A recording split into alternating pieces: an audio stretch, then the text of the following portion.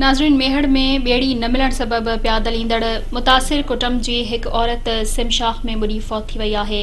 उन हवाले सां वधीक तफ़सील मालूम कयूं था रियाज़ चांडियो खां। जी रियाज़, छा तफ़सील आहिनि?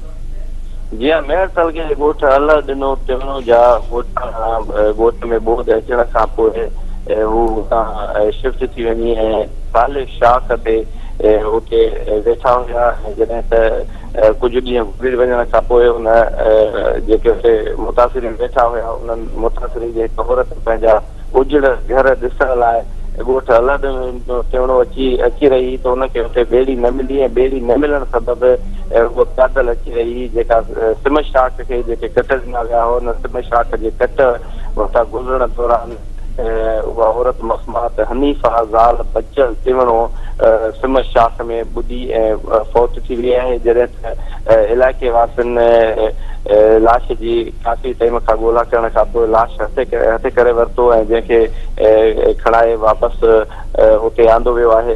जेका सुकल जाइ आहे, खुश्की वारी जाइ आहे, उते आंदो वियो आहे। जॾहिं त औरत जो जेके घर जा भाती आहिनि उहे सख़्तु परेशान आहिनि। गुरबत सभु कफ़न जो बंदोबस्तु नथा करे सघनि, जंहिंजे करे मेहड़ वेलफेयर ट्रस्ट जो आहे अॻवान एडवोकेट इमरान फाही सजाद चांडियो अबूज़र बुगियो ऐं ॿियनि इहो बंदोबस्तु कयो आहे त जेका फोती औरत आहे, फोतड़ औरत आहे, उनजे कफ़न ऐं दफ़न जो बंदोबस्तु उनखे अलावा उन्हनि खे ॿेड़ी ॾिनी वेंदी जेका उहा लाश खणी ऐं कब्रिस्तान ताईं पहुचाईंदी। हिन वक़्तु औरत जे जेको लाश आहे हुनजे ई वारसनि वटि थियल आहे ऐं हुते गुज़ारो कता रोई रहिया आहिनि ऐं इंतिहाई सोग वारियूं हालतूं छायल आहिनि। जी रियाज़, तफ़सीली ख़बर खां आगाह करण लाइ अवां जी महिरबानी।